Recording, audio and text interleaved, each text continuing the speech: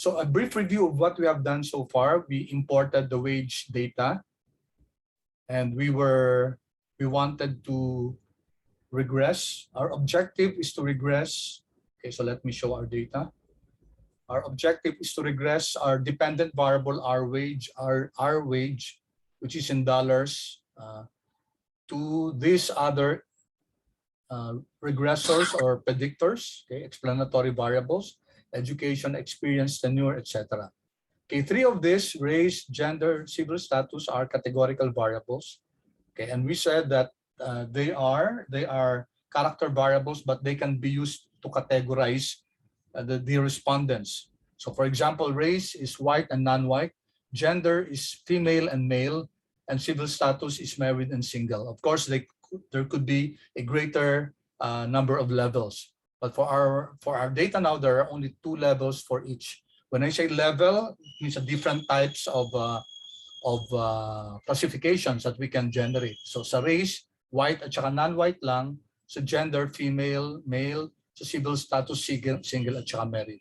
Now, what we did last time was to regress hourly wage on education. Just a simple regression. Simple linear regression. Oops, mali. Okay. Simple linear regression. And we said that in a simple linear regression, there is one response variable, and that's our hourly wage. And then there's also one predictor, and that's education.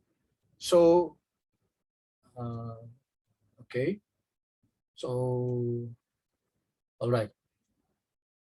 So we created our model. We run our model using the LM function. Okay. So where is LM function coming from? Okay. If we use the help function LM, it's always helpful to use the help function. Okay. While we wait for R to generate this help function there. It's from the stats package, guys. So actually another way to write this is, okay, to put the name, we call it the namesake, the package there. That's another way to put it, stats package. Okay, although we didn't anymore require or access the stats package because it already comes with the RStudio. We didn't anymore, nag-require tayo ng psych, base text, OLSRR, and the Stargazer. We did not include there the stats package because it already comes when you access RStudio, kasama na yon automatic, no? So hindi na natin linalagay siya. Okay, so the summary of our first model, the summary is this one. Okay, so this is the function that we were asking R to do. The formula is regress hourly wage on education using the data is equal to wage. Gives us a summary of the descriptive stats for the residuals. Okay, minimum negative 5.34. Tapos medyo malaki yung discrepancy, ano? Yung 16.609. Malaki yung, ibig sabihin na to, yung difference ng actual value dun sa model value natin, predicted value. Okay, so here are the parameters. Okay, so this is the individual t-test, no? Individual test of coefficients. We want to test if the coefficients are significant or not. Since single lang naman to, simple linear regression, isa lang yung descriptor natin, isa lang yung predictor natin sa education. And it turns out that 3 stars here means that we are significant at the 0.001 confidence level of significance, no? 0.001.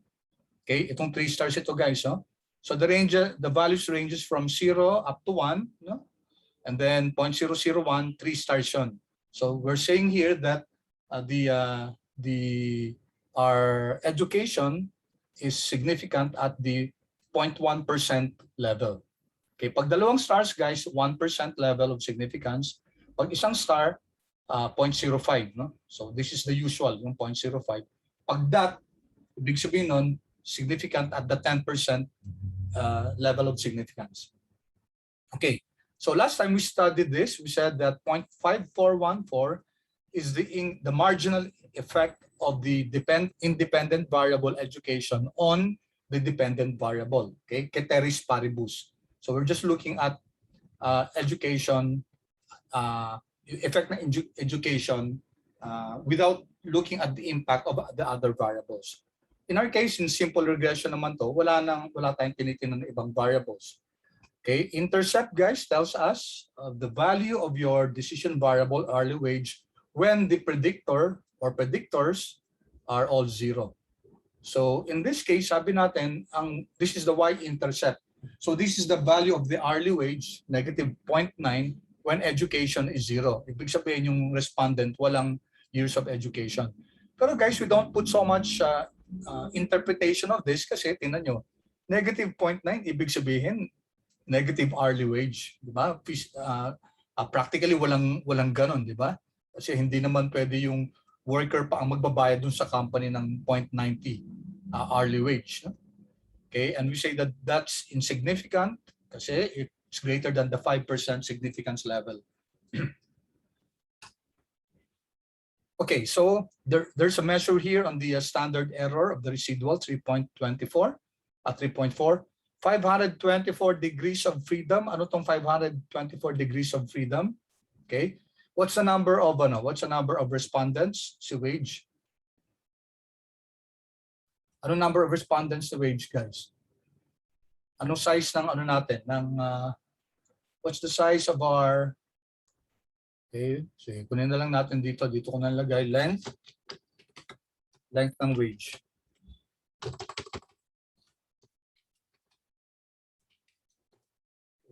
Length, ano pala to? N rows pala, sorry. N rows ang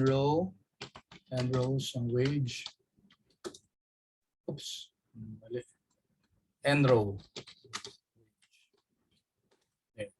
Okay, 526 observations, no? Tapos meron tayo ditong output na degrees of freedom. I hope you recall this in your FINTSAR, guys. Degrees of freedom 524, no? Dalawang degrees of freedom, okay? Number 1, df is equal to 1. This is the degree of freedom of the parameters. Since isa lang yung yung parameter natin, degree of freedom 1 natin is equal to 1. So number of parameters, Pangalawa naman, guys, df2. Okay, this is the degree of freedom, okay, of our residuals, no? So it's equal to, guys yung naalala nyo sa stat nyo? Degree of freedom of the residuals is N. Okay, Julian, sorry, hindi na ako nag-check na attendance muna. Okay, N minus K minus 1. Okay, so just to recall, guys, yung formula ng degree of freedom 2 natin, N minus K minus 1, or others call this N minus Q minus 1. N is the number of observations. K is the number of predictors. Okay. Parameters. Okay. Or predictors. Okay. 1 lang naman. Kaya 526 minus 1 minus 1. Okay. So that's 524 degrees of freedom. That's why we see this, no? 524 degrees of freedom dito, guys. Okay. Degree of freedom 1, yung number of predictors. Degree of freedom 2, ito. Yung N minus K minus 1. Okay? 1 and 524 DF degrees of freedom. So may F statistics tayo. Ba? Saan ginagamit to, guys? Yung F stat na yan, that is for your ANOVA, analysis of variance. Okay? Although hindi na natin masyado di-discuss ngayon kasi paki-review na lang, guys. Pag nagre-regression tayo, may ANOVA results tayo. Okay? Analysis of variance. Tapos, ang p-value natin, less than 0.05, that means that's significant. So, ano ulit yung null hypothesis natin dito sa ANOVA natin? Just by way of review. Analysis of variance test. Ang null hypothesis natin dyan, guys, is beta null, okay, is equal to beta 1 is equal to 0. Okay? So, ito yung natin, ito yung intercept, ito yung predictor natin sa education. And we're saying that, tapos H1 natin.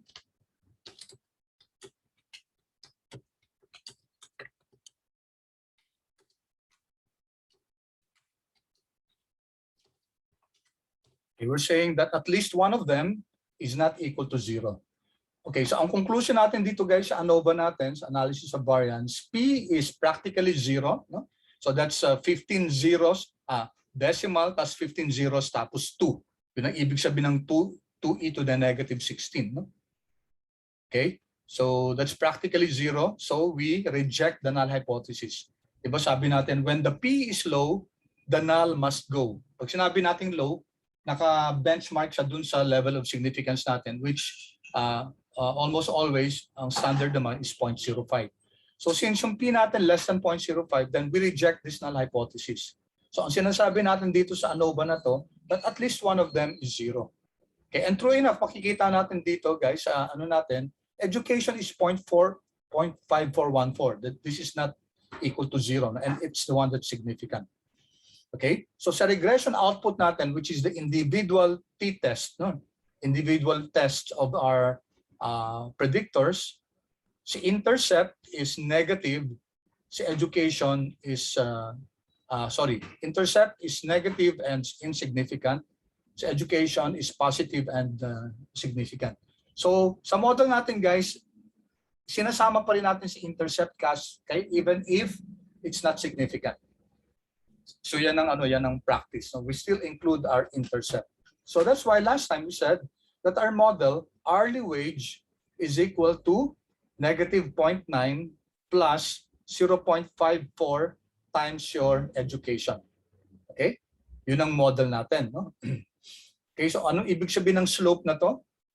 This is the marginal impact of education on hourly wage. This is the marginal impact, no, for of 1 unit change in education on the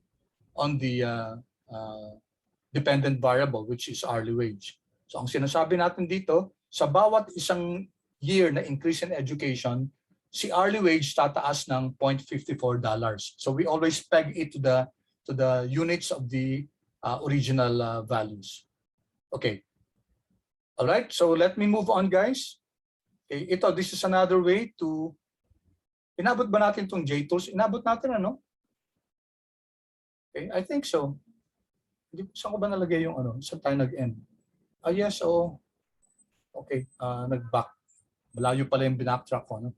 Sige guys, so let me, November 9, hindi, November, ano na dapat? 16 dapat, no? Okay, so ito lang guys, pakita ko lang to, no? Makikita natin sa plot na to. Hindi. It's not the plot that I wanted to show. Well, ito guys yung AB line natin, yung regression model natin. Tapos superimposed on the actual data points. So yung predicted values natin nasa line na to. Okay? And the method used for this is your ordinary least squares. Okay?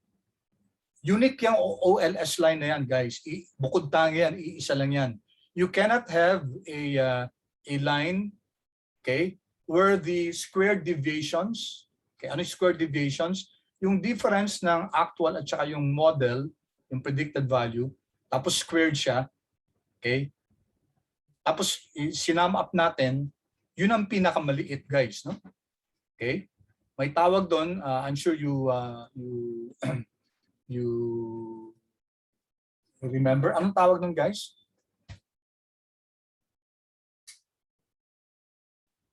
Alala nyo, sum of the squares of your error terms, no? Okay? Okay. So, sige, tuloy lang natin. Okay, ito guys, yung sa, okay, hindi yan. Dito sa, ito. Sa residuals natin, okay, what we did last time was, plot din natin to using ggplot. Okay, ggplot natin.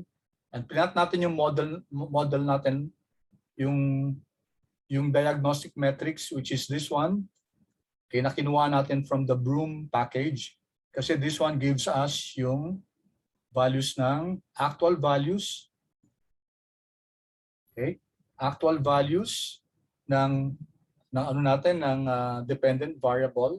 Tapos ito yung regressor natin sa education. Tapos ito yung predicted values ng hourly wage natin. Kasi ang pinipredict natin dito si hourly wage. Yeah? Tapos nakita natin yung difference nila, no? Ito yung residual natin. Okay?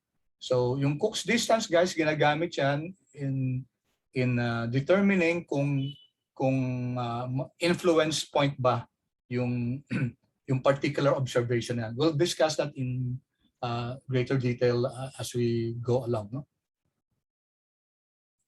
Okay. So, okay, ito guys, no, yung ano natin, yung plotting, yung diagnostics natin. Okay, I hope you were reading this.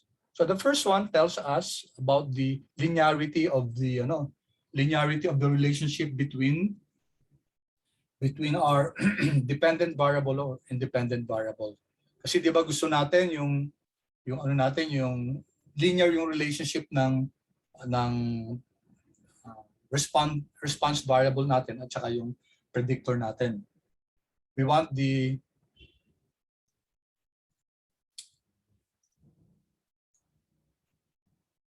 tagal na.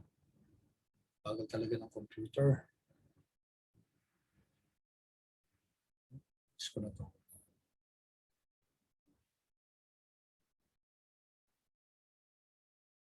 Okay, may mga notes ako dito guys, ano, just feel free to look at them and read them. No? So, huwag niyo nang sayangin yung effort natin kasi I exerted effort here, so sana spend some time reading the text guys para mas maintindihan natin. So, 4 na plots to, actually 5 yan, no? Saka na natin papakita yung pang-5. Okay, so this tells us of the linearity of the relationship. Kasi isang ano yan, di ba? One of the assumptions of classical linear regression model. Yung unang-una nga yan, di ba? Linearity, there should be a linear relationship, di ba? Going back there, naalala niyo to? Okay, linearity of the data. Dapat si dependent variable, dapat linearly related to your independent variable. And we can see that here, guys. Okay, we can see that here in the first plot, no? Dapat medyo straight line siya, no? Kaso ito may parang curve na ganyan, no? So this tells us that medyo hindi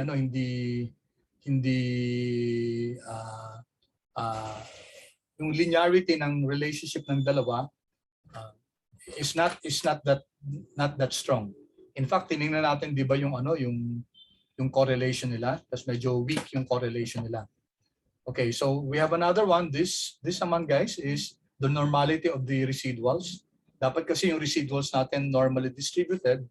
Okay, ito, pag malapit siya dito sa QQ plot na to, quantile plot na to, itong line na to, okay siya, normally distributed siya, yung residuals. Pero pag medyo malayo guys, may problem tayo as far as normality of residuals is concerned. Okay, tapos ito naman yung scale location, itong third plot, it's a plot of the predicted values to the square root of the standardized residuals.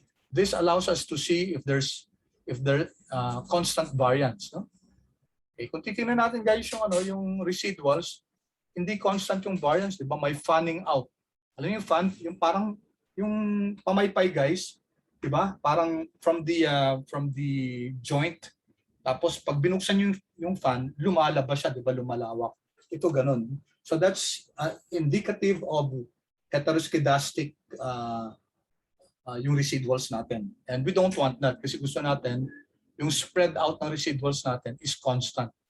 This tells us kasi assumption number ano yan guys? Assumption number 3, no? Okay, number 3 is yan, ito. Constant variance dapat. Ito, homogeneity of residuals variance. So we don't like the variance of the residuals to be non-constant. Okay, lumalabas dun sa plot natin non-constant siya. Okay, so let's move on guys kasi marami pa tayong i-cover. Very ambitious yung goal ko ngayon na matapos natin tong R markdown file na to. Okay, so let me move on. I leave you guys to read ano pa yung iba dito. Okay. Number 4, yung ano yan, the presence of influential cases. Yung influential cases, just for the information of the class, importante na malaman kung may mga influential points katulad nito, 379. Basta malayo dito sa blue line na to, itong 379 hindi masyado. Pero 112 at saka 59, consistent siya dito, no? Ito din sa scale location, 112, 112 and 166. Ito wala yung 166. Okay? So, influence, ito dito, 1112 and 166 ba ito? Yan, 166 and 1112. Okay, influential points are very important because ibig sabihin ng influential points, guys, na kapag mawala siya, okay, bababago talaga yung values ng regression output natin. So that's what we mean by influential. Okay, so binabago niya talaga yung regression outputs. Okay, so this one we have done already in the past. So ang gagawin natin ngayon, guys, okay, we'll now do multiple regression by using all our variables to predict our dependent variable hourly wage. So di ba nag-ano na tayo, kinonvert na natin si race at saka si gender at saka si civil status. Check na natin, guys, structure ng wage. Okay, so tama na, no? Factor na sila, factor. Dati kasi integer yan eh. If you haven't, kung hindi, guys, kung integer lumalabas, i-run nyo to, no? I-run nyo tong yung race, yung wage ng race, gender, civil status as factor. As factor. Okay? So by converting them into factors, then we can make use of this as categorical variables and not numerical variables. Kasi walang sense, guys, kung numerical sila eh. Walang ibig sabihin yung 1 and tsaka 2. Okay. So if we plot, guys, using the site package and we do the panels, pairs.panels. Okay, if we run this, makikita natin, guys, na makukuha natin correlation, no? This gives us the correlation. Wait. Hindi na kasi ito dapat ang rinan ko, no?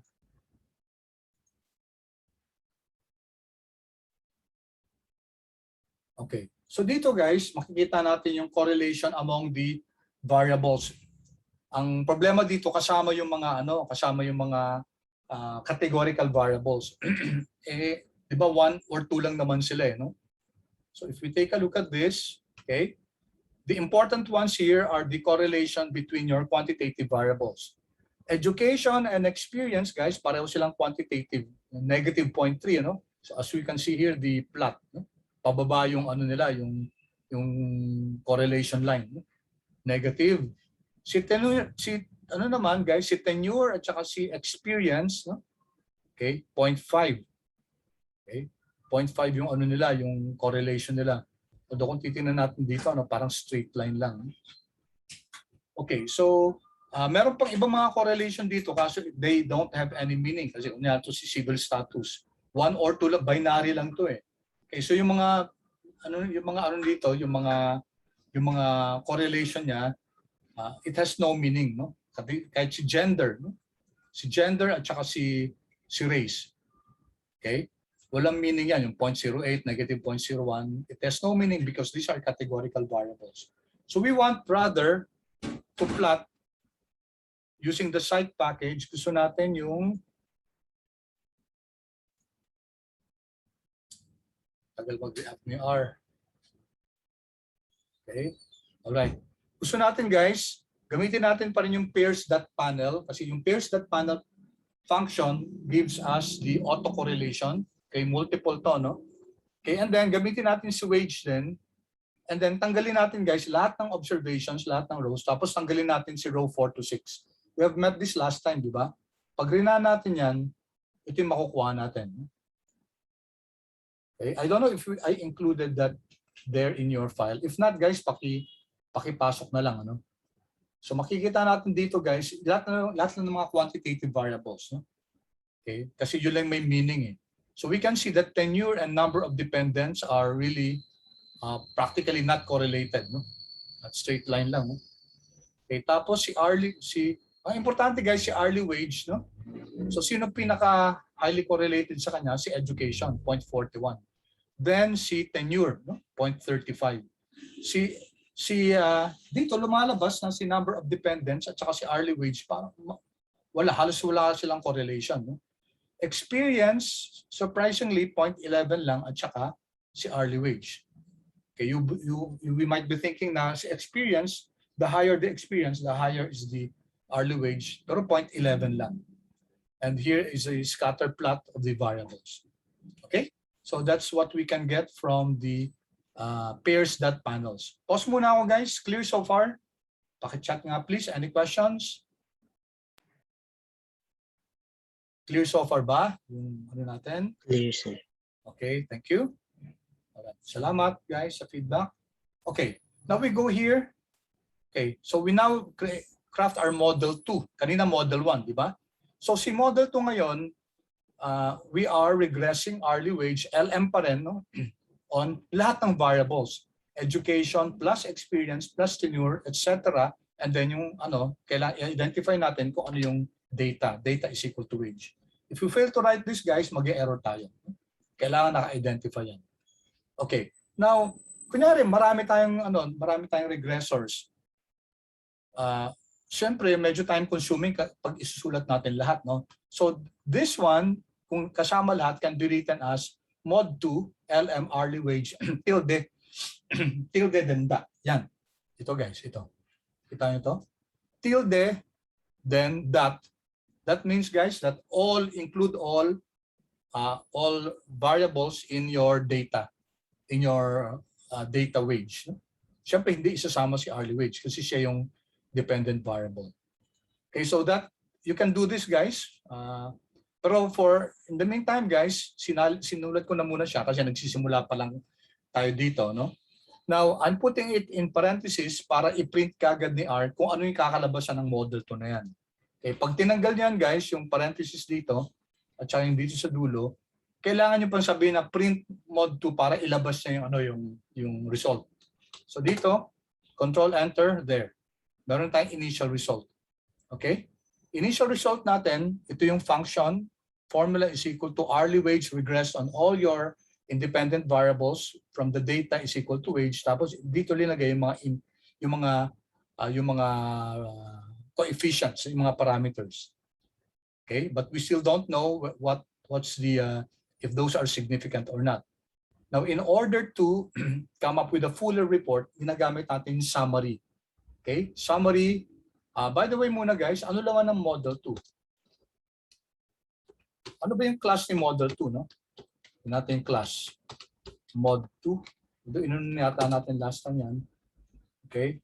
LM, it's a linear model, ang class niya. Tapos si mod 2, ito natin dito. Where is mod 2? There. It's a list, no? Ang data structure niya, list siya. Okay? Titingnan natin laman niya. Ano ba yung laman ni mod 2? Names, mod 2. Okay, so ito yung mga laman niya, no? Okay, kaya 13, list of 13 nakalagay kanina, no? Yung coefficients, yung residuals, yung fitted values, which I think we discussed last time. Okay, so now let's get the summary of model 2. Summary in model 2. Okay, so we have this output there.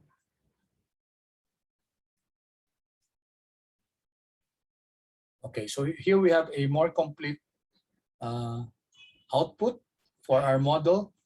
Again, it recalls the formula. Ang formula natin, hourly wage regressed on all the variables. Then this is the residuals, guys. Okay, yung minimum hanggang maximum. Okay, tapos ito na yung natin, yung individual t-test, no? Okay. If intercept hanggang lahat ng variables ang ginamit natin. Okay, so let's take a look at this first. Okay, negative 3.386, and this time your intercept is significant. But then again, guys, sabi natin, significant or not, isasama pa rin natin si intercept sa model natin. Okay, so the intercept is the value of your hourly wage when all the variables, predictors are 0. So again, guys, walang practical significance yan kasi pwede ba naman negative 3.4 na sweldo, hourly wage. Okay, education remains to be significant, no? Ano ibig sabihin itong education? for every 1 year increase in education, okay, hourly wage increases by 0.57. Okay, so positively correlated, okay? Positive yung association ni education at saka ni hourly wage. No? For every 1 year increase in education, hourly wage increases by $0.57, okay? Ceteris paribus. Okay, why do we have to include ceteris paribus in our discussion? Ibig sabihin nun guys, huwag babaguhin ng 1 unit or 2 units yung other variables na to. Let them remain constant. Okay? Hindi pa pwedeng pagsabay natin na magbabago din sa experience at saka magbabago din sa education ng 1 year. Otherwise, pag magbago sila, hindi na 0.57 yung rate of change ni hourly wage. Okay? Ang assumption natin dito, education does not increase, tenure does not increase, etc. Okay. Now take note guys, experience 0.02, ibig sabihin, assuming it's significant for every 1 year increase in experience, there's a corresponding 2 cents increase in hourly wage, ceteris paribus, or all things being the same. Okay, and it's only significant at 10% significance level. 1 dot lang siya dito. Okay? Tapos yung iba hindi na significant. Si number of dependents, okay, etc. Si tenure guys, statistically significant din, no? 3 stars, significant at 0.01. Okay? Significant at 0.001 or 1.1%. Meaning of tenure, for every 1 year increase in tenure, years kasi to, no? Education, experience, tenure. For every 1 year increase of tenure in the company, the respondent increases his or her hourly wage by 0.138, no? 0.138 dollars of hourly wage, ceteris paribus. Okay, tingnan nyo itong guys yung race, no? Race, tapos nagkaroon ng white. Di ba yung original data natin, race, white, gender, male, civils, hindi naman ganun yung ano natin, di ba? If you take a look at our original data, yan, race, okay, race, white, gender, female, civil status lang yung title. Bakit ngayon naging ano, bakit kay R naging ano na siya, race, white? Anong ibig sabihin nun? What does that mean? Bakit siya naging race white? Okay? So, ang ibig sabihin nito guys, okay, si white, ibe-benchmark natin kay non-white. Okay? When we read this, 0.11, okay, yung mga white daw, 0.11 in comparison to yung mga non-white. Okay, ano naman to? 1.75. Yung mga males in comparison to females. Ito, single, negative 0.46. Yung mga single in comparison to the married. Okay. Paano dinetermine ni R yung bakit si white ang pinili niya para i-compare sa ano sa non-white? Okay? Bakit si male ang pinili niya in comparison to female? Bakit si single ang pinili niya to be compared with the married? Okay. So this is what ang default ni R ganito, no? Okay? So gagamit tayo ng benchmark. Yung benchmark natin, yung wala dito, no? So ito naka-identify na white, therefore ang benchmark natin si non-white. Okay, paano ba pinili bakit ni R ginamit na benchmark si non-white? Okay? Ang ginagamit ni R dyan, ang default niya, alphabetical. Okay? So since dalawa lang to, non-white at saka sa white, alphabetically, mauuna si non-white. Yun ang gagawin niyang benchmark. Pag sinabi natin gagawin niyang benchmark yon, gagawin niyang 0, no? 0 si non-white, tapos si white 1. So actually guys, nagiging integers to, no? Naging parang integer siya, where white is 1 and then non-white is, so lahat ng non-white dyan 0. Okay, so this becomes a vector, integer vector of ones and zeros, where your benchmark si non-white, kasi mas mauuna siya mag-a-appear sa kasi alphabetically mauuna yung non-white kaysa white.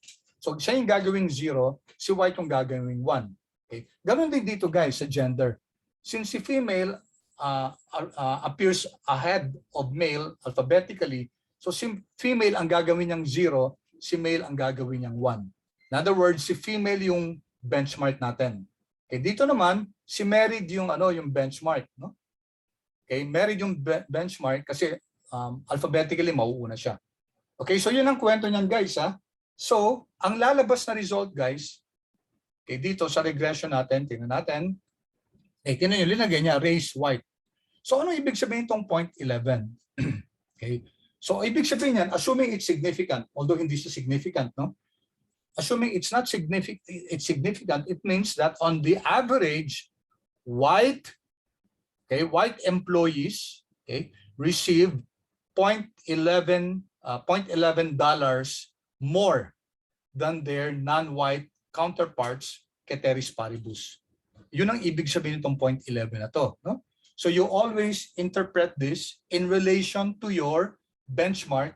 Sa R, ang default niya, bine-benchmark niya yung what appears first alphabetically. So kung 5 yan, guys, kunyari 5 levels, uunahin niya dyan.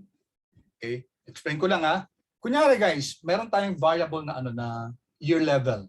So meron tayong Frosh, Sophie, Senior, tsaka Junior, at tsaka Senior.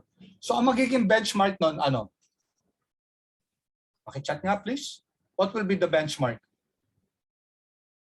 Ito yung mga levels natin. Frosh, Sopho, Junior, Senior. Sino yung magiging benchmark? Correct. Thank you, Masahiko. No? That's correct. Yung Frosh. Bakit yung Frosh? Kasi Frosh will appear first.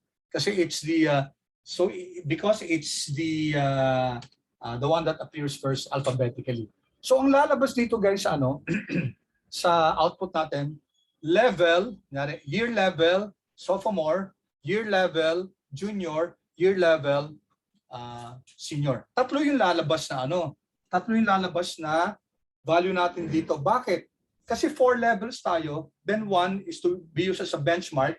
So 4 minus 1, so tatlo na lang lalabas dito. Okay? So ganun yun, guys, ha, pag factors. Okay? Kung 10 yun, guys, yung isa magiging benchmark, so siyam yung lalabas dito. Siyam, and all of them will be interpreted in relation to the benchmark, the one that appears alphabetically first. Okay? Paano kung gusto kong i-relate si sophomore kay junior? Pwede ba yun? Yes, pwede yun, guys. Mag-i-introduce tayo ng interaction.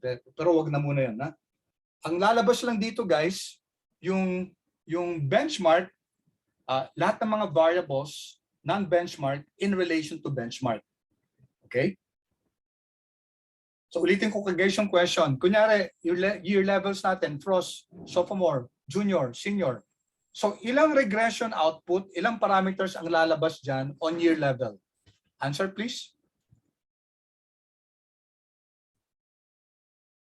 3. Thank you. You're correct. Tatlo. Ang lalabas yun, kaya pag R ang ginagamit natin, kunyari year level yung variable. Year level soft, year level junior, year level senior. Okay? So everything will be interpreted in relation to your benchmark variable. Again, ang dito, si R, ang ginagamit na yung alphabetically na una. Pero pwede bang ibahin natin? Pwede ko bang gawin, kunyari, pwede ko bang gawin na non-white yung white yung benchmark? Yes, pwede. Madali lang yun, guys. Tuturo natin next time yun. So we can choose, no? We can choose kung ano man yung benchmark na Ito nag-default lang si R, no? And for purpose just of discussion, ganun lang ginawa natin ngayon. Okay? So ito, guys, assuming this is significant, ang sinasabi natin dito, yung mga white people, they receive on the average 11 centavos more per hour, no? than their non-white counterparts. Si male, $1.76 more than their female counterparts. Si single naman, 0.46 centavos less than their married counterparts. So magandang paaralan dito, guys. Meron ang tawag dito, guys? Is there may word yun, guys? Yung parang we put down others. Tulungan niyo ako sa word yun. Grabe, medyo mahina ako sa ano ngayon, sa word guys. Meron bang guys, please help me. Racism, sir. Okay, related sa race. Racism? Hindi, yung ano kasi yung single and married, hindi naman race yan eh. Okay. Ano yan guys? Tulungan niyo naman ako. Merong discrimination. Ano ba? Kalimutan ko naman yan. Prejudice. Ayan, thank you, Aubrey. Tama. May sinabi na pala. May prejudice or may discrimination. Magandang pag-aralan yan, ano? May discrimination nga ba? Kasi si male 1.76, di ba? Okay, and that can be done, guys. Pwedeng aralin sa model yon kung meron nga bang discrimination. Okay? And also, guys, I said, kasi kung tatlo, di ba? So, pwede lang natin ma-benchmark si sophomore kay Frosh, si junior kay Frosh, si senior kay Frosh. Paano kung gusto kong i-benchmark si sophomore kay junior? Pwede ba yon? Paki-chat nga guys kung yes or no. Pwede ba? Okay, I expect your answers to be yes. Yes, pwede. Okay? Pwede. Aaralin natin next time. Mag-introduce tayo ng tinatawag nating interaction variables. Okay? Interaction, ipapa-interact natin si sophomore at saka si junior. Kung gusto natin makita kung may ano yung effect nila, no? Ano yung difference nila. Okay. Now, here guys, makikita natin na there are some variables that are not significant. Okay? Si experience significant lang at 10%. Si race not significant, si civil status not significant, at saka si number of dependents not significant. Okay? So, tapos na ba tayo guys? Tapos na yung model natin? Should we just, I don't know kung sa FINTSAR multiple regression kayo, tapos sasabihin, tanggalin na lang yan. No? Tapos ang model natin, yung mga significant lang. That's not the case guys. Hindi natin ginagawa yon. Kasi hindi pa pwedeng tanggalin na lang natin lahat ng mga insignificant. Tanggalin na rin natin si experience kasi 10% lang siya eh. Ang significance level, significant lang siya at 10%. So we don't do that, no? May gagawin tayo in a while, no? Okay. Ano nangyari dito, guys? Tingnan nyo, guys, degree of freedom 7, 1. Degree of freedom 1, 7. Degree of freedom 2, 5, 1, 8. Bakit? 7 yung regressors natin. Kaya yun ang first degree of freedom natin. Second degree of freedom, n minus k minus 1. So that's 526 minus 7 minus 1 is equal to 518. Bakit nga pala guys nagba-minus 1? Bakit ang formula natin kanina n minus k minus 1? Anyone?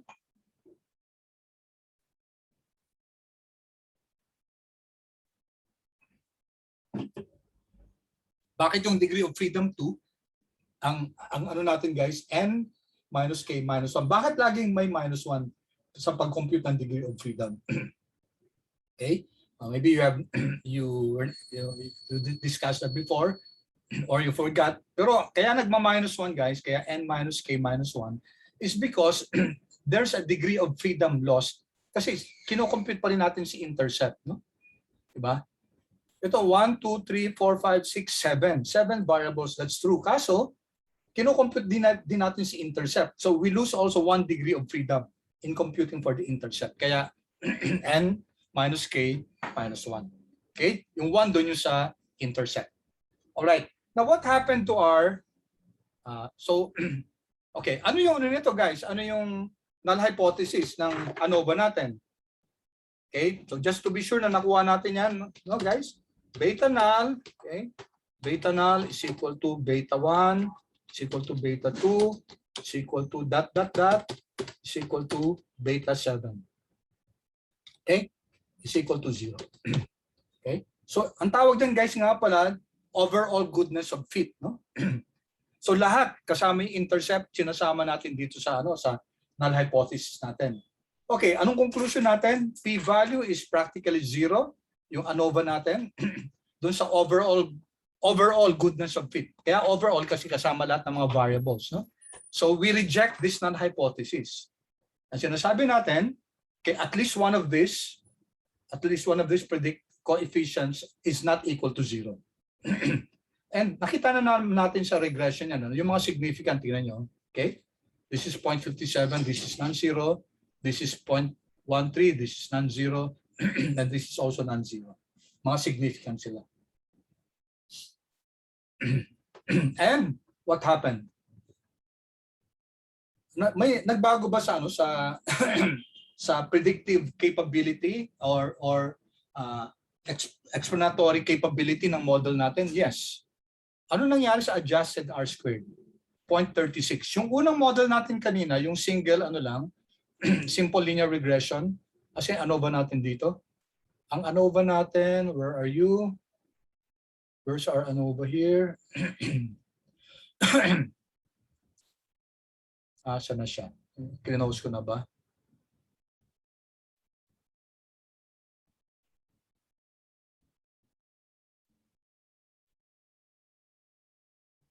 Okay, guys, to. Adjusted R-squared, 0.16. Ibig sabihin, guys, 16% of the variation of the variability of your dependent variable hourly wage can be explained by your independent variable education. So si education, ang kaya lang niya i-explain 16.3%, yung variation, yung variability ni hourly wage. So ano nangyari sa iba? Well, yun lang kaya ni education. Yung iba, malamang ibang variables. Pero pagdating dito, guys, ilan na yung kaya ng model natin i-explain? 36.2%. So mas maganda na yung model natin ngayon kasi mas mataas yung adjusted R-squared niya. No? Okay? R-squared 36.2%. So it means that our model number 2 is able to explain, okay, yung mga predictors natin kayang i-explain 36.2% of the variability of the dependent variable hourly wage. Okay? All right. Okay, so natapos na natin tong interpretation ng ng slope natin. Okay. Now, so which is the better model? Okay, there are several ways to do this. One is using information criterion metrics. Ito ang tawag dito, guys. Okay, sulat ko na lang. AKA-IKI. Information criterion. And then isa Bayesian information criterion. We will not go to the details of AIC or BIC. Suffice it to say, guys, that the lower the AIC, the better is the model.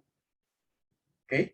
Pag mas mababa yung AIC, so ang hahanapin natin, pag kino-compare natin dalawang model, kung sino mas mababang AIC, mas maganda yon. But not always, but almost all the time, guys. Reliable yung AIC, yung AKA-IKI information criterion. So tingnan natin, guys, compare natin yung mga AIC, BIC measures sila. Okay. So magkaiba yung values ng AIC at BIC, but they're measuring the same thing.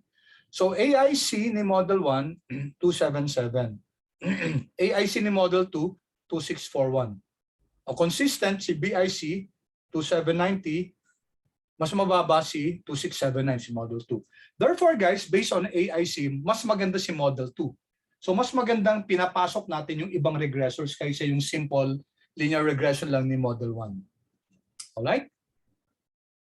Pause muna ako. Any questions so far, guys? I'm afraid that I'm going too fast that you might not be able to catch me. No? Buti na lang may mga recording tayo na para pwede nyo i-review. Any questions so far, guys, sa AIC, BIC? None, sir. None? Okay, good.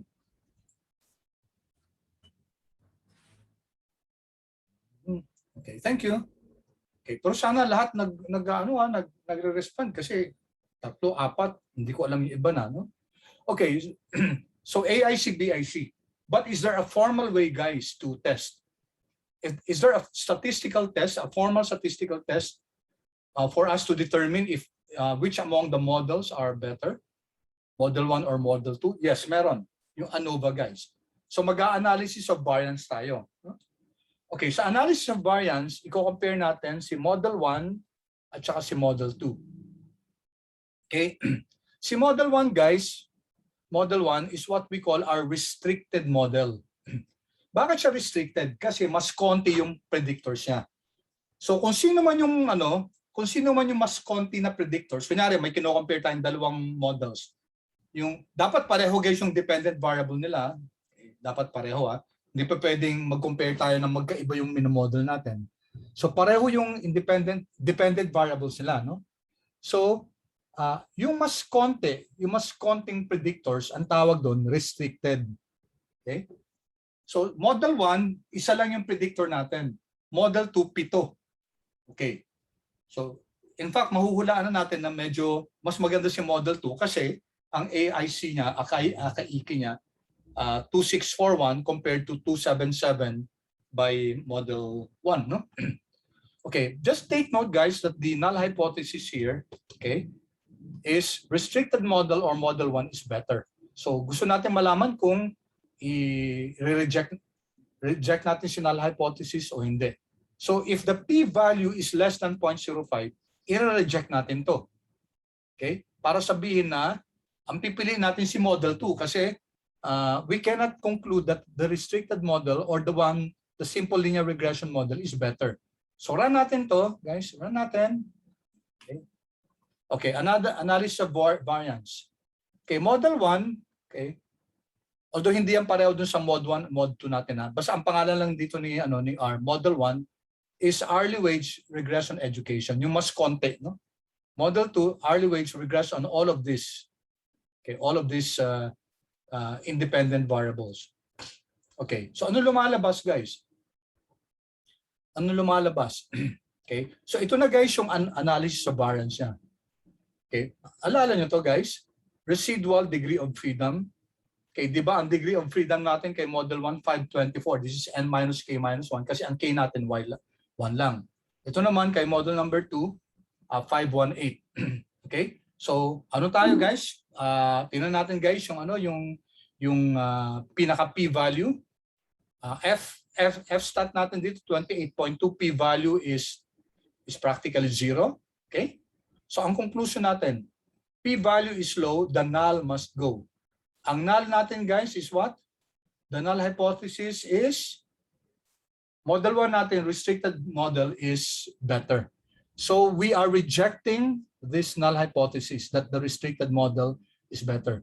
So our preference is the unrestricted, no? Unrestricted guys kasi mas marami siyang model 1 is better. Ito yung null hypothesis natin, no? Pero ang conclusion natin based on the analysis of variance is that we reject this. We reject the null hypothesis that it is better. Bakit? By virtue of this analysis of variance, p-value is practically 0. It's less than 0.05. So we reject the null hypothesis. Okay? Any questions so far, guys? Clear to? So alam natin na mas maganda si model 2. Kung may pipiliin tayo doon, piliin si model 2. Okay, clear guys? Clear? Pakichat nga please kung clear so far. Clear, sir. Tatatlo pa lang guys nag-chat. Out of the 19, sana mag-chat din yung iba.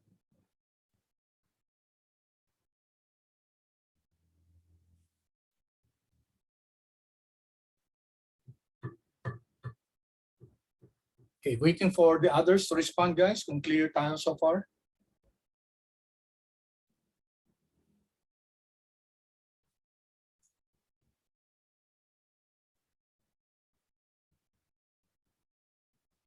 Mabot sana tayo ng 15 respondents, guys. Para majority nagsasabi na naiintindihan nila so far.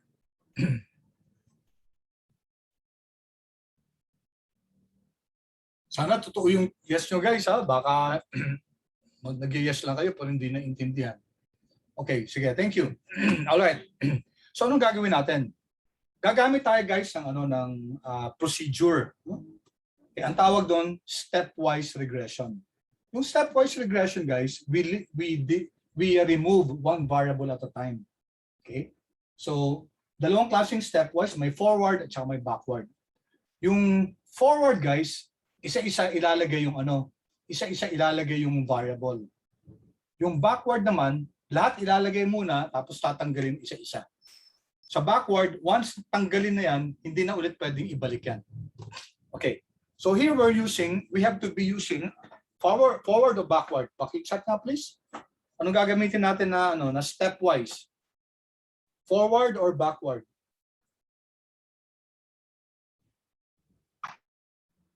Oh. Forward na stepwise o backward na stepwise? Backwards eh. Oh, backward guys, backward, no? Backward yung stepwise regression natin. We're going to use the backward. Bakit backward? Kasi linagay na natin lahat ng parameters natin, ng predictors natin. So iisa-isa natin tatanggalin yan. Okay?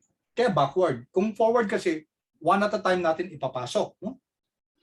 All right. So pag backward tayo guys, after putting all our variables, we delete, okay? One at a time.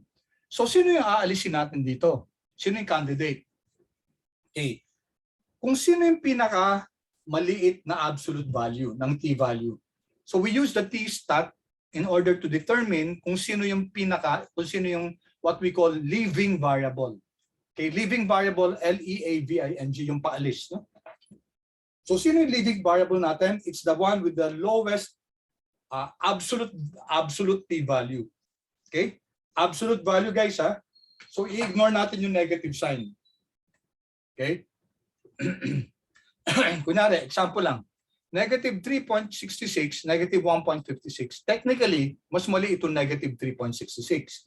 Pero pag dinedetermine natin yung leaving variable, tatanggalin natin guys yung negative sign. Titingnan natin yung absolute value niya.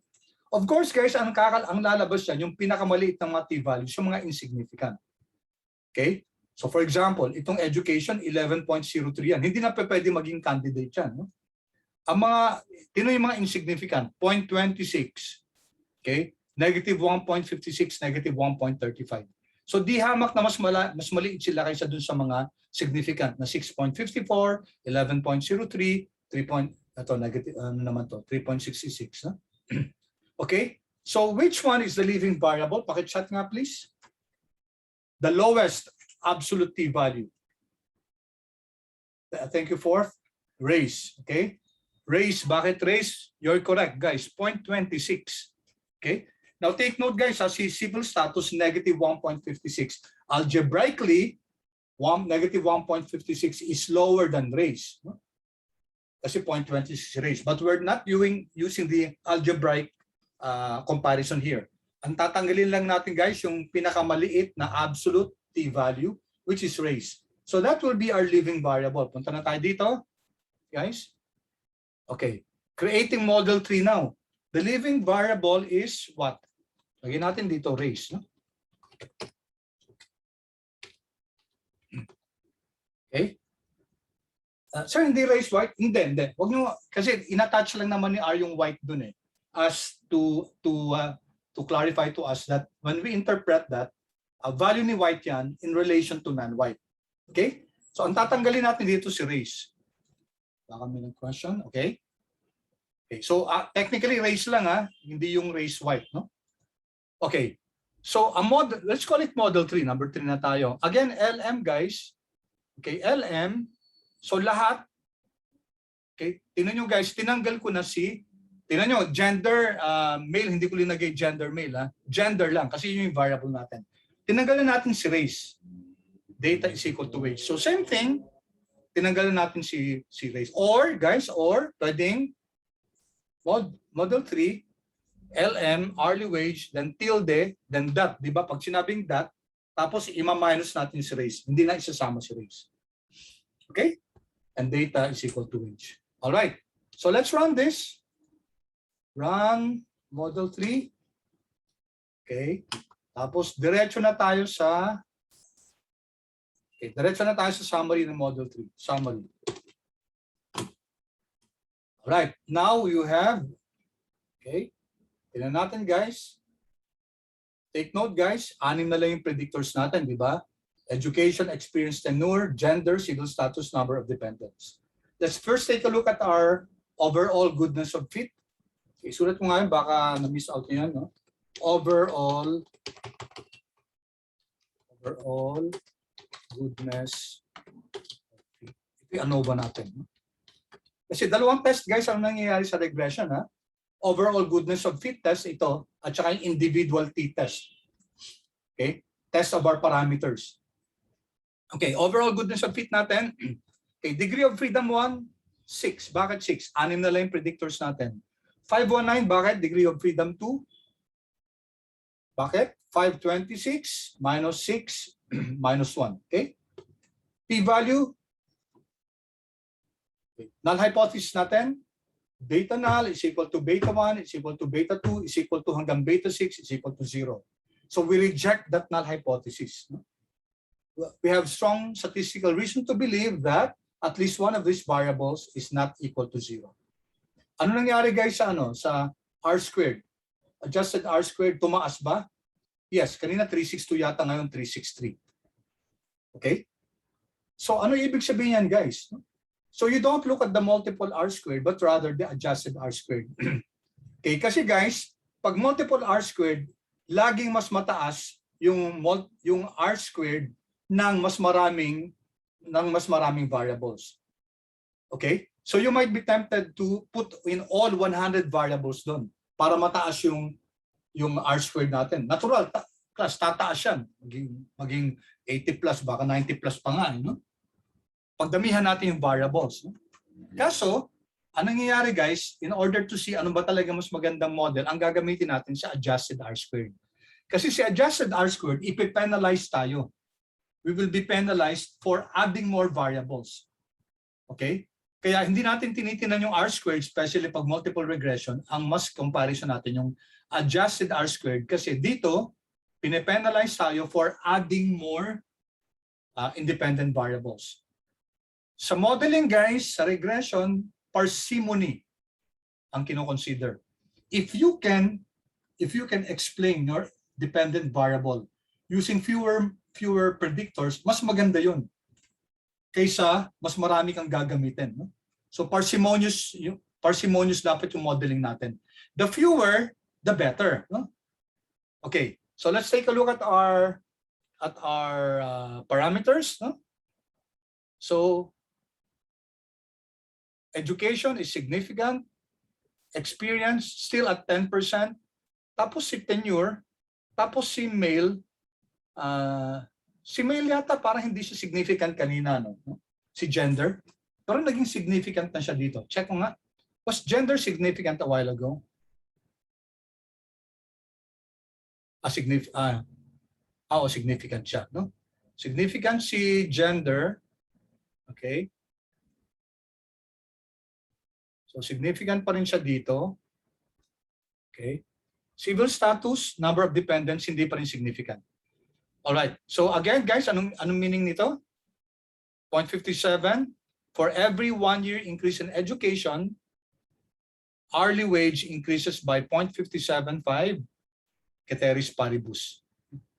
For every 1 year increase in tenure, hourly wage increases by 13.82 centavos ceteris paribus.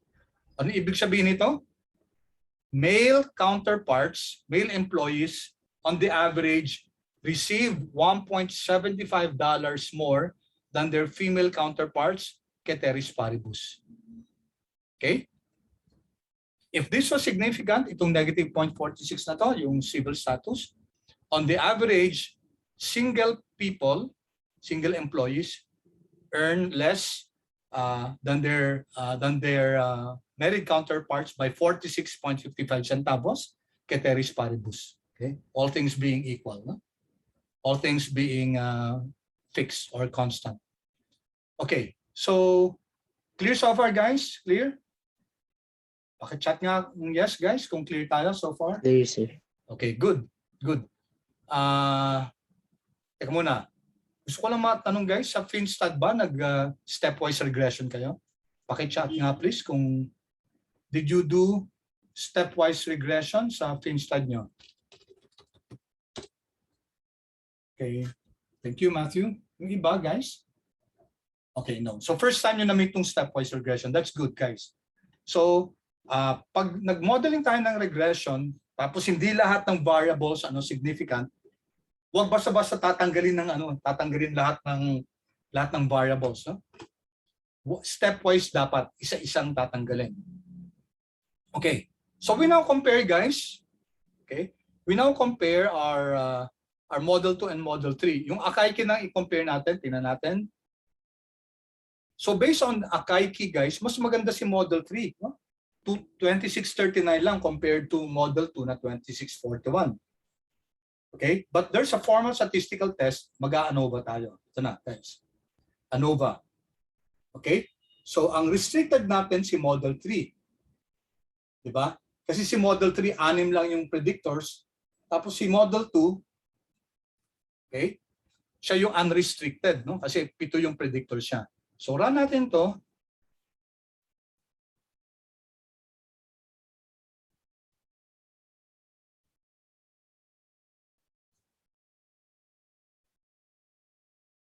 Okay. So what do we have here, guys? Ito na yung ANOVA table natin, no?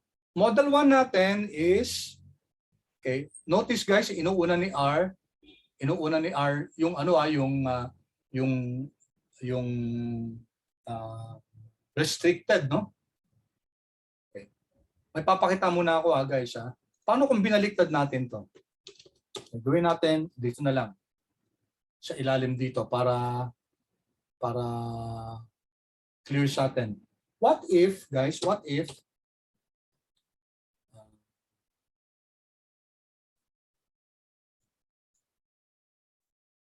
na iba yung order natin, no? ANOVA.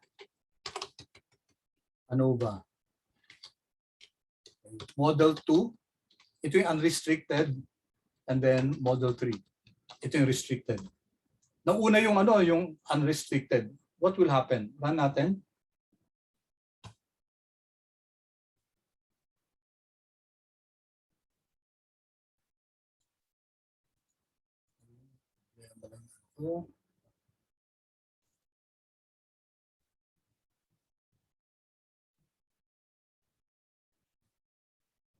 Bagal. Ano nangyari sa inyo, guys? Okay. Ayaw mag-run yung Okay, what happened, guys? What happened?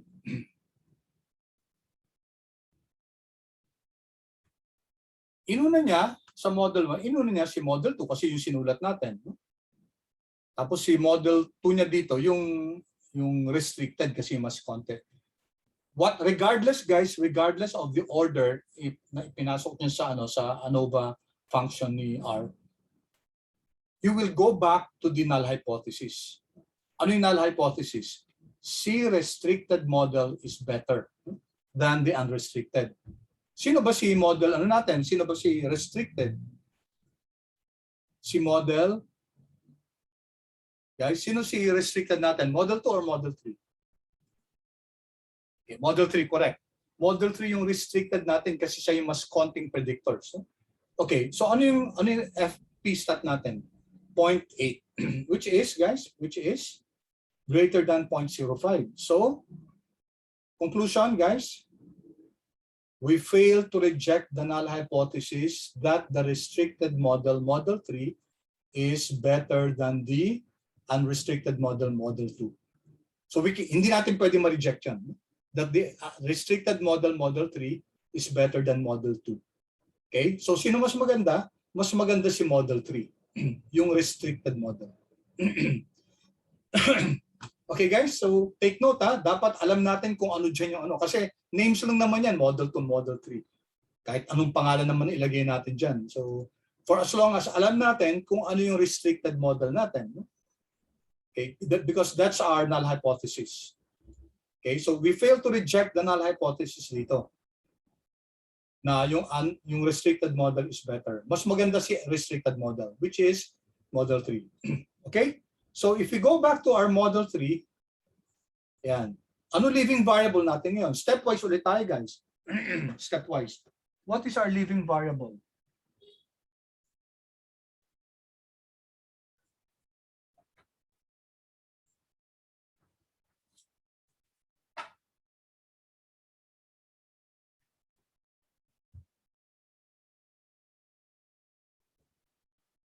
Okay.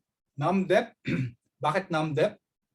Yes, correct. It's number of dependents kasi siya yung pinakamaliit na absolute p-value. 1.33, 1.58, at saka 1.79. No? So, correct. NumDep. So, ang gagawin natin, model 4 tayo. No? Model 4. Yan. So, ano lang to guys, ha? Living variable natin is, lagyan natin NumDep. No? NumDep.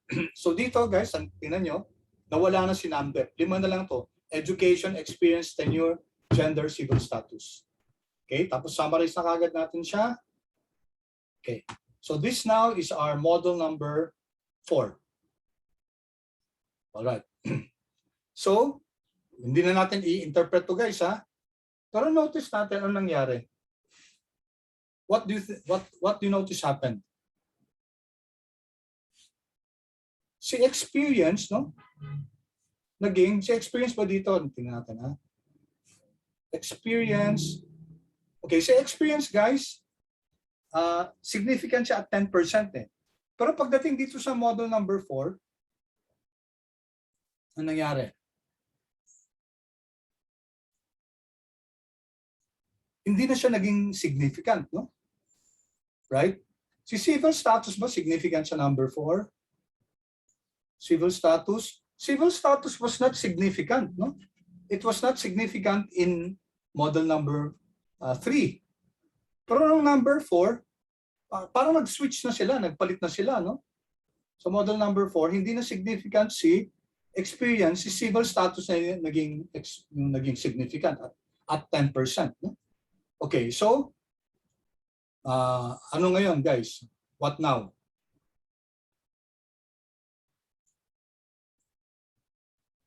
What now, guys? Yung gagawin natin? Compare ulit natin.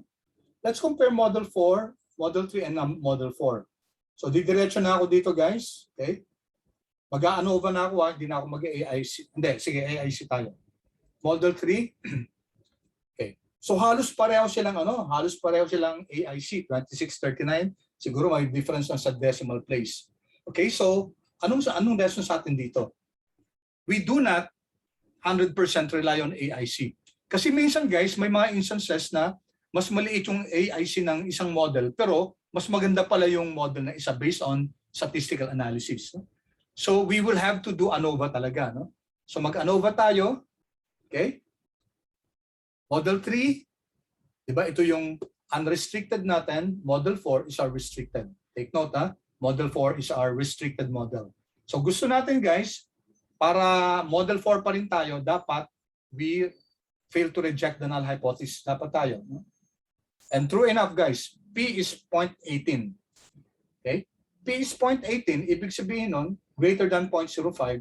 So we cannot reject the null hypothesis na mas maganda si restricted model natin. Sino si restricted model natin? Yung mas konting parameters, yung walang number of dependents. Okay? Alright. Kailangan pa ba natin ng number 5, guys? Kailangan pa ba natin ng number 5? Yes or no? Do we need model number 5? Do we still need to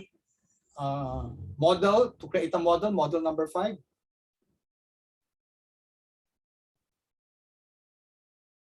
Yes or no, guys? Please. Thank you. Yes. Tama. Yes. Kasi meron pa tayong insignificant. So, tanggal sa experience. No? Remove experience. Okay, we remove experience here. Model number 5, wala na sa experience. No? So, 1, 2, 3, 4. Apat na lang yung natin, predictors. Okay? There? Okay. Now, take a look at our final model. Yun. All are significant already. Okay? Adjusted R squared, 0.36. Okay? Analysis of variance natin. Overall goodness of fit, okay tayo. P value is less than 0.05. Ibig sabihin, at least one of those beta null, beta 1, beta 2 hanggang beta 4 is equal to 0. At least one of them is non-zero, as can be seen here. Okay, so this is now our final model, guys. Our final model is HR wage is equal to negative 2.16 plus 0.5294 times education plus 0.1542 times tenure plus 1.71 times gender minus 0.68 times civil status. Okay, how do we interpret this? Yung gender male natin, on the average, male respondents receive $1.71 more than their female counterparts, ceteris paribus. On the average, single respondents, okay, receive $0.68 less than their married counterparts, ceteris paribus. Okay, for every 1 year of education, increase in education, there's a corresponding $0.5294 increase in hourly wage, ceteris paribus. And tenure, for every 1 year increase in tenure, there's a corresponding $0.15 increase in hourly wage, ceteris paribus. Okay, so that's the story of our regression. No? Ito yung regression natin. Okay, so adjusted R squared 0.36. No? Okay, degree of freedom 1, 4, 521, degree of freedom 2. Okay, i-check natin guys kung mas maganda nga ba talaga si Model 4 kaysa kay Model 5. Model 5 natin is the restricted model.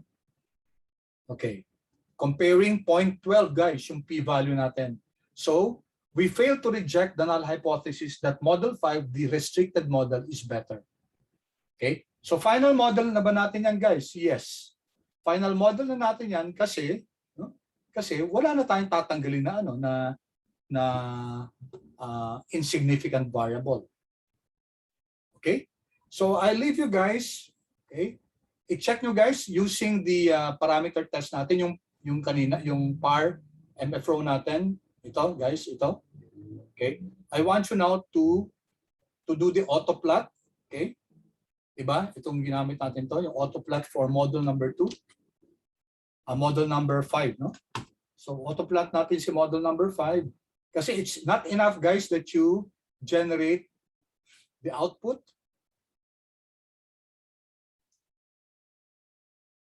Hindi sufficient na mag-generate tayo ng output. Kailangan always guys, test for the assumptions. Ang tawag natin doon, diagnostics. No? Autoplot 5. Okay, kasi model 5 tayo, model 5. Run natin.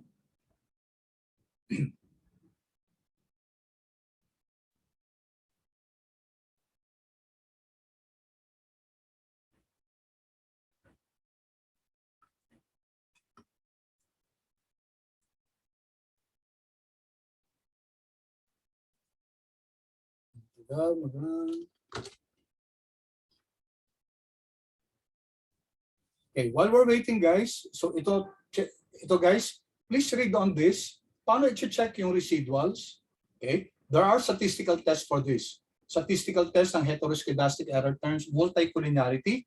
Okay, dito papasok si BIF. Okay, all right, if you can see guys. Okay, so okay, medyo hindi linear, no? Kasi hindi siya straight line, but that's to be expected guys kasi yung especially kapag multiple regression, normal QQ plot, notice natin na hindi din normally distributed yung mga residuals natin. Okay? Tapos may heteroscedasticity ba tayo? Medyo may heteroscedasticity tayo, no? Okay? And then yung leverage factors natin dito. So, as part of your assignment, guys, i-analyze yung model 5 natin. Okay, i-check. Okay? So, may assignment ko guys, yung isang unang take-home exam nyo, guys. I'll post it. Okay? Anong gusto nyo guys? Ako magbibigay ng data o kayo hahanap ng data ng sarili nyo? Hindi, kayo na lang hahanap ng data, no? Tapos ilalagay nyo, mag-create ako ng worksheet. Ilalagay nyo kung ano yung data nyo, ano yung source nyo. available to everyone yan para makikita nyo para walang repetition. Kasi pag isang data lang, madali kayong mag-coordinate. Pero mas maganda guys kung on your own. So you can use Kaggle, Kaggle, or UCI. Okay, pakita ko lang guys. Marami tayong sources ng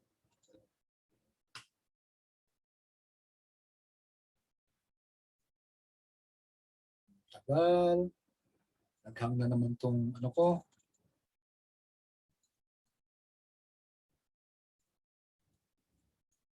Ay, nako. Anyway, sulat ko na lang dito. Abutin tayo ng... Hanapin nyo guys si Kaggle, whatever that's. Okay, at saka si double G lang. UCI, no? Machine Learning. Okay, these are the two that I think you can explore kung anong data ang gagamitin niyo. Tapos ang assignment guys is for you to choose your data set, tapos i-model nyo. Siyempre, i-determine yung ano doon. Dapat logical guys, yung pag-determine ng dependent variable at saka independent variable. So may konting research ng konti para masabi nyo na based on literature na yung test na yun, no? Na yung study na yun. Okay, we have a few more minutes. Okay, di ba na ano na natin tong na bigay na natin tong na-acquire na natin tong library na-acquire. Naran nyo na tong OLSRR, pakiran nga sandali, no? Then I'll just show you something.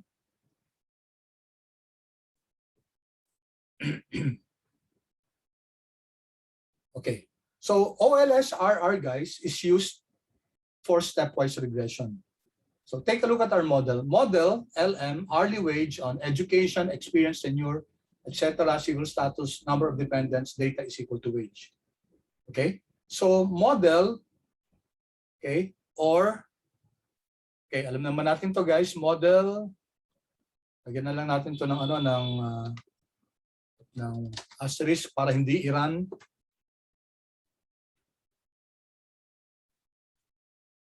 Okay. Unahin muna natin yung BWD, no? Punta lang sandali dito guys, ha? Okay. Here. I'm looking at method 1.3 kasi ito yung ginawa natin kanina, no?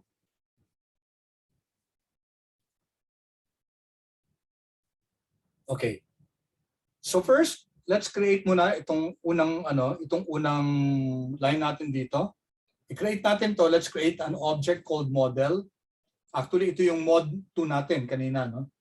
But for this one, let's just create this object model, and it's we're regressing hourly wage on all the predictors, yung buong 7. 1, 2, 3, 4, 5, 6, 7. Okay, i-run natin to.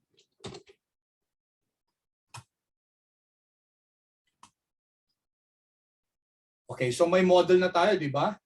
May object na tayo ng model. Okay, if you check, guys.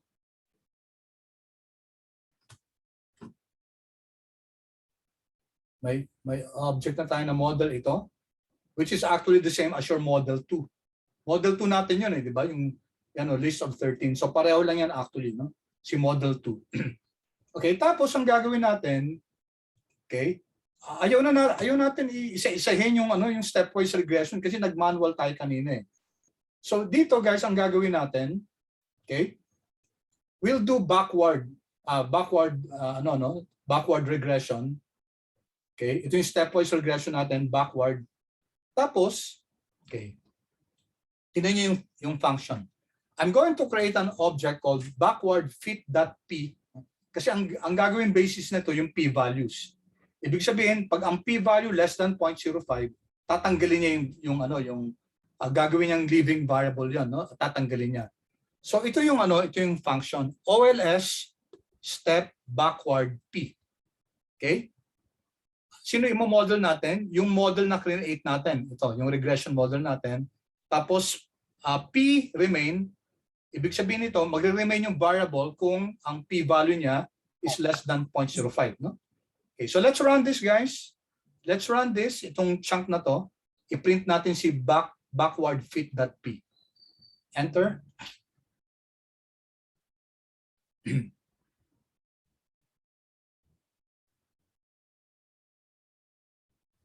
Okay, ano nangyari, guys?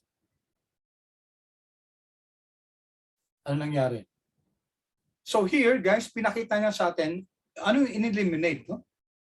Okay, number one, in-eliminate niya yung race. Di ba, ano unang in-eliminate natin kanina? Yung race, di ba? Ano yung pangalawang in-eliminate natin? Number of dependents. Pangatlo, experience. Right? Di ba? So ito yung summary ng elimination, yung backward na ginawa natin kanina. So in-explain niya sa atin kung asa na yung mga in-eliminate. Okay, now for this last line, guys, okay lang ba 1 minute, guys? It's 2:16. Okay lang ba, guys? 1 minute extension? Yes, sir. Thank you, thank you. Okay, ito, guys. Yan. Anong ginawa natin dito? Pakita natin details, no? Sinama ko ng details is equal to true. Again, same din, no? We're using the P method, no? P remain 0.05. Of course, pwede mong gawin yung 10%, no? Depende sa level of significance na ano. As details is equal to true. Okay? So dito kasi sa taas, dot P lang, yung ano lang, yung elimination lang, yung kung ano yung mga tinanggal. Dito naman, lahat isama niya yung details. Run natin to.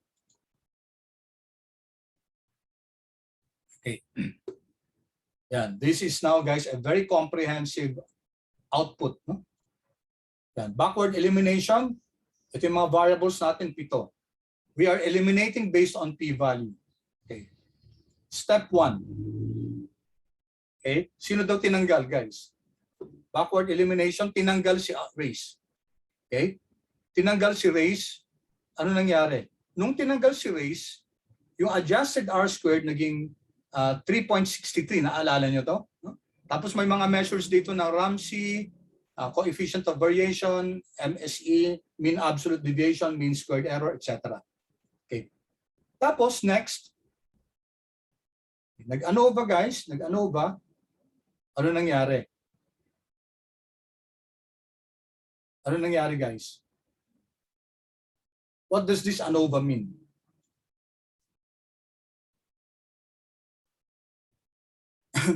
Ano tong 6?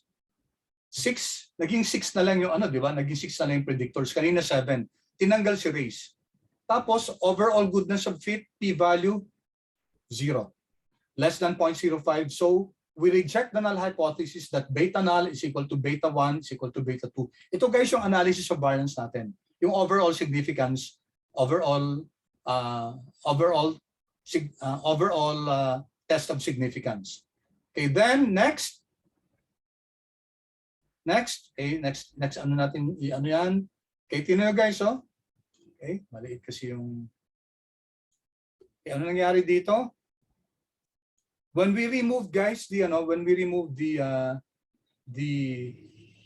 1, 2, 3, 4, 5, 1, 2, 3, 4, 5, 6. When we remove the race, okay, ito yung naging, saan na yung race?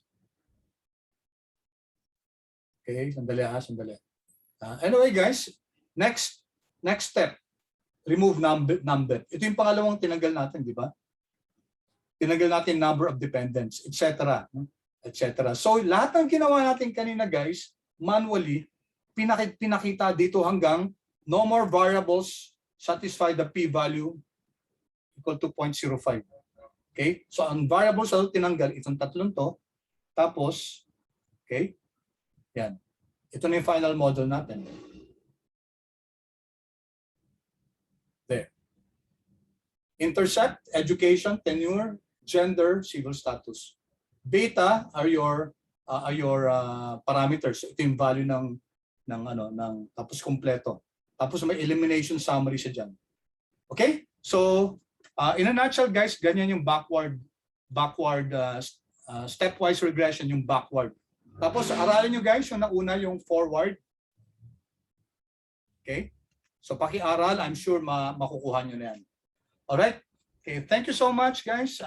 Pause na ako. Stop recording na.